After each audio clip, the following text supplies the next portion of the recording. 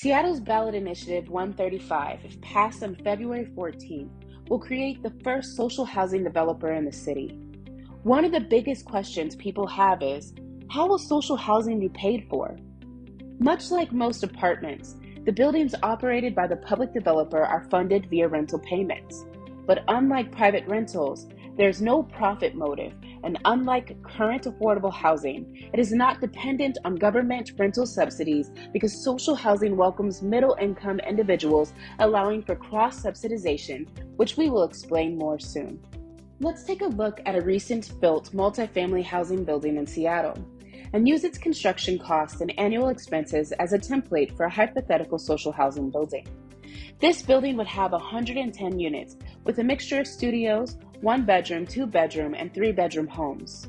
For the first year, our building's broad expense breakdown is $490,000 for administration and staff, $305,000 for maintenance, $1.5 million for paying down the loan, which helped purchase or construct the building. The loan comes from 4% interest rate 30-year bonds issued by the Seattle social housing developer. For more about that, watch our video explaining PDA bonds. These expenses add up to $2.3 million a year. Now let's take a look at our hypothetical social housing building's resident makeup. This building has 13 extremely low-income units, which serve people making 0 to 30% of the area median income, also known as AMI. This includes people in Social Security and disability, fast food employees, and low-wage single-parent households. There's 19 low-income units, serving those who make 31% to 50% AMI. This includes custodians, childcare workers, construction workers, and grocery store employees. There's 28 low-moderate income units, serving those who are making 51% to 80% AMI. This includes bus drivers, secretaries, mechanics, and mail carriers. And 50 moderate income units, which serves people making 81% to 120% AMI. Right now, people in this income bracket do not qualify for affordable housing by Seattle's income requirements and are left to compete for housing on the private market.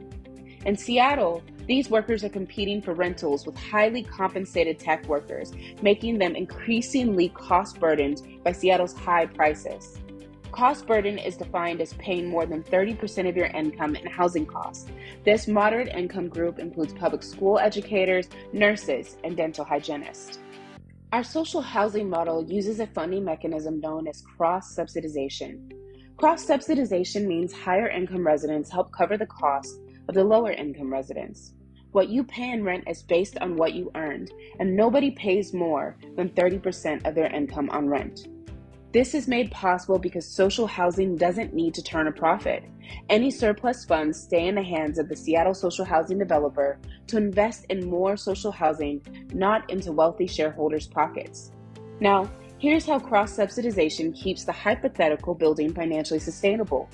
Residents make their payments, covering the annual expenses of the building. At the end of the year, this building's $2.3 million expenses are met, with $250,000 to spare. The leftover money at the end of each year stays in the Seattle social housing developer's hands and is saved for larger repairs down the road as the building ages. This will go on for the duration of the loan. Expenses will fluctuate a little bit, and residents' payments will fluctuate as well. After 30 years, this building's construction loan will be completely paid off. Without the loan payment, the building's annual expenses will be reduced by $1.5 million a year. And that additional money is put into a revolving loan fund, which is leveraged to build and maintain more permanently affordable, resident-led social housing as a long-term public good.